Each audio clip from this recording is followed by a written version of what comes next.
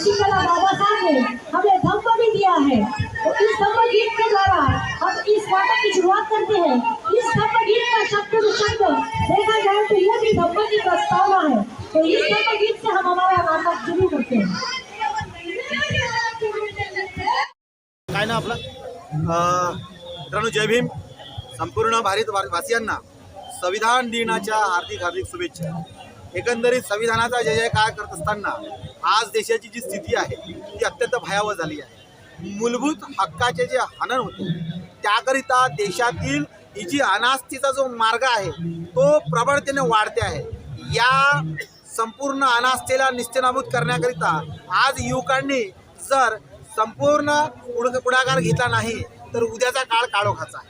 अशातच आज आम्ही सत्याग्रह फोरमच्या वतीने एकंदरीत हे निदर्शन करत असताना, अन्नत्याग आंदोलन करत असताना आम्ही या देशातील पंतप्रधान नरेंद्र मोदी, मुख्यमंत्री देवेंद्र फडणवीस यांना सांगू इच्छितो की तुम्ही कितीही हल्ले केले तरी या देशातील लोकशाहीवादी हा जो तरुण वर्ग आहे हा निश्चितपणे तुमच्या या काळोखमयी अंधारमयी या संपूर्ण षडयंत्राला निस्तेनाबूत करत राहील। निस्तेनाबूत करणार म्हणजे करणार। आणि अशातच जर तुम्ही ऐकलं नाही तर देशाची अधोगती हे होणार आहे, हे लक्षात ठेवावं। आज या आंदोलनातून आम्ही संपूर्ण देशातील युवकांना सांगू इच्छितो की अपना समझोगे तो मिट जाओगे, तुम्हारी हस्ती तक ना होगी दास्तानों में, याद रखना। इसलिए आज जिंदा हो जाओ। थँक्यू। काय सांगणार भाऊ तुम्ही? मी माझा परिचय देतो अगोदर। मी धीरज कैलास देशभरता ग्रामपंचायत सदस्य तथा सत्याग्रह फोरम निमंत्रक। आज 26 नोव्हेंबर संविधान दिनानिमित्त आम्ही लक्षवेध अन्नत्याग आंदोलन करत आहे। याचं कारण असं की देशाचं संविधान पूर्ण होऊन 75 वर्ष होऊन गेले पण आमचे मूलभूत हक्क आम्हाला आताही माहीत नाही। याचं कारण असं की सरकारचा कुठतरी एक आपला वेगळा विषय आहे की यांना मागेच ठेवायचं। कसं आहे की 76 वर्ष होऊन गेले पण आताही आम्हाला शिक्षण नाही, रोजगार नाही, चांगलं सुरक्षा नाही। सध्या नवीन घेतला तर दिल्लीचं हवामान पहा, एक तर स्वच्छ हवासुद्धा नाही आमच्याकडे। तर आम्हाला आपल्या आंदोलनामार्फत आम्हाला सरकारला सांगायचं आहे की आमचा जे मूलभूत हक्क आहे, आमचं जे सुविधा आहे ते आम्हाला पाहिजेत। त्यामार्फत आम्ही सत्याग्रह फोरम निमित्त आम्ही अन्नत्याग करत आहोत। काय नाव आपलं? नमस्कार, माझं नाव डॉक्टर गौतम शिवाजी मोरे। आम्ही आज संविधान दिनानिमित्त देशभरात संविधान लागू होऊन आज जवळपास 75 वर्ष पूर्ण झाली आणि 2 महिन्यानंतर प्रजासत्ताक भारत होऊन 75 वर्ष पूर्ण होते।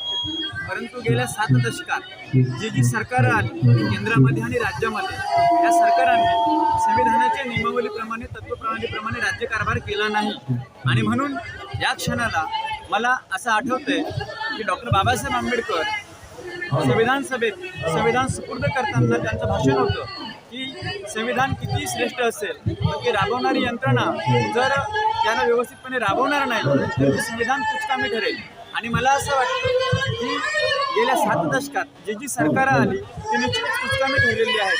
कारण स्वातंत्र्यानंतर आमची जी प्रश्न निर्माण झाली होती आणि ज्या उद्देशाला अनुसरून संविधानाची निर्मिती झाली, परंतु त्या उद्देशाला अनुसरून कोणत्याही राज्यामध्ये त्याचप्रमाणे केंद्रांमध्ये सुद्धा याच्यावर काम प्रभावीपणे अंमलबजावणी झाली नाही। सर्वांनी त्याला अडथळा बसण्याचं काम केलं आणि म्हणून आम्ही म्हणतो की सत्याग्रहाच्या माध्यमातून आम्ही आज केंद्र शासनाचं व राज्य शासनाचं लक्षवेध या ठिकाणी लक्ष आलं पाहिजे, ध्यान आकर्षित झालं पाहिजे।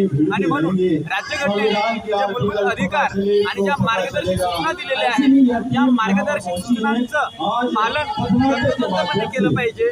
याकरिता सत्याग्रह फोरमच्या माध्यमातून सरकारचं, केंद्र सरकारचं, राज्य सरकारचं लक्ष वेधलं जावं, त्यांच्याकडे लक्ष द्यावं। म्हणून आज 26 नोव्हेंबरला आम्ही एकदिवसीय अन्नत्याग धरणं आंदोलन सत्याग्रह फोरम भारत निर्माण आंदोलनाच्या माध्यमातून करत आहोत। आणि येणाऱ्या वर्षभरात ठिकठिकाणी आम्ही ग्रामीण भागात, खेड्यापाड्यात, शहरात सगळ्या ठिकाणी सत्याग्रह फोरम भारत निर्माण आंदोलनाच्या माध्यमातून हे आंदोलन यशस्वीपणे पार पाडणार आहोत असं।